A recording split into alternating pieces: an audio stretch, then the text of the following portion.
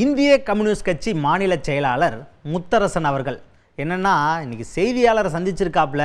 அப்போ ஒரு செய்தியாளர் கேட்குறாரு, ஐயா அந்த மாதிரி பாஜக கூட அதிமுக கூட்டணி வச்சா அதிமுக காணாமல் போயிருன்னு ஒரு பேச்சடிப்படுதே, இதை நீங்கள் எப்படி பார்க்குறீங்க அப்படின்னு கேட்டதுக்கு, இதை நச்சுன்னு கேட்க வேண்டிய கேள்விப்பா, ஏன் இவ்வளோ பொறுமையாக கேட்குற, இது ஊரறிஞ்ச உண்மை, இதுக்கு உதாரணமாக பல விஷயங்கள் இருக்குது, என் கண்ணு முன்னாடியே நான் நிறைய பார்த்துருக்கேன், நான் ஒரு 2-3 சொல்கிறேன் கேட்குறியா அப்படின்னு பெரிய லிஸ்டையே விரிச்சிருக்காரு முத்தரசன் அவர்கள். கண்டிப்பாக, நிச்சயமாக, உறுதியாக. உதாரணம் மகாராஷ்டிரா மாநிலம், அங்க சிவசேனா என்னாச்சு, இவரு சரத்பவார் கட்சி என்னானது, கூட்டணி தான் இருந்தாங்க, கூட்டணியை கபலீகரம் பண்ணி கொண்டுட்டே போயிட்டாங்க, ஒன்றும் பண்ண முடியல. நிதிஷ்குமார் இருக்காரு, இப்போ என்ன கதிக்கு ஆளாவார்னு சொல்ல முடியாது. அது மாதிரி ஒரு பொதுச் செயலாளர் தன்னுடைய சக நிர்வாகிகளோட போய் சந்திச்சுட்டு வர்றாரு 25ஆம் தேதி. அதே கட்சியில் இருக்கிற சட்டமன்ற உறுப்பினர், முக்கியமான தலைவர் செங்கோட்டையன், சாதாரணமானவர் கிடையாது, எம்ஜிஆர் காலத்திலிருந்து இருந்தவர்.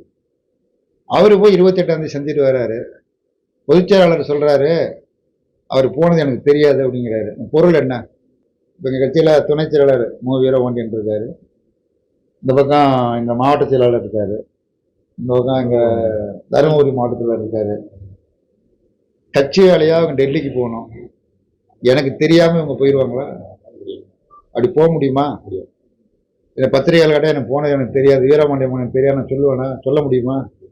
அப்படி சொன்னேன்னா நான் கட்சி நடத்துக்கு லாய்க்கு இல்லைன்னு அர்த்தம், என் கட்டுப்பாட்டில் அவங்க இல்லைன்னு அர்த்தம், அவங்க தனியார் கட்சி நடத்துறாங்கன்னு அர்த்தம்.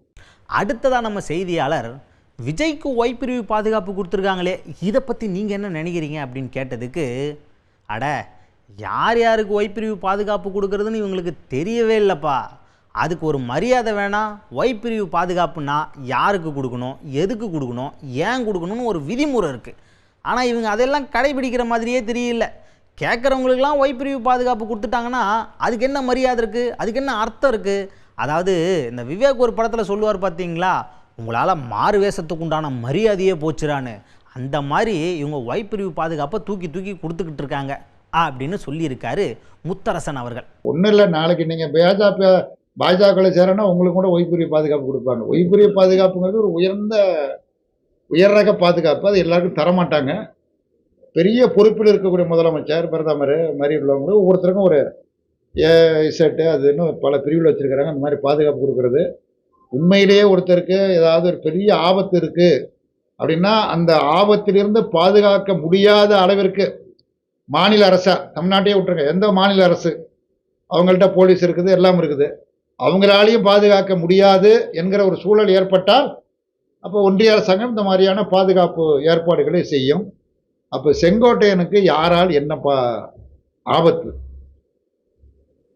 அவர் உயிருக்கு என்ன மாதிரி யாரால் ஆபத்து ஏற்பட்டிருக்கு அவர் இன்னும் சொல்லலை. ஒன்றுமே இல்லாமல் இவருக்கு பாதுகாப்பு, அப்புறம் யாரோ இன்னொருத்தருக்கு பாதுகாப்பு அப்படின்னு போனால் அந்த ஒய்பிரிவு அந்த பாதுகாப்பு துறைக்கு இருக்கிற அந்த முக்கியத்துவம் மரியாதை இருக்குல்ல, அதுவே கேள்விக்குறியாகிறது. செய்திகளை உடனுக்குடன் தெரிந்து கொள்ள உடனே சப்ஸ்கிரைப் பண்ணுங்க.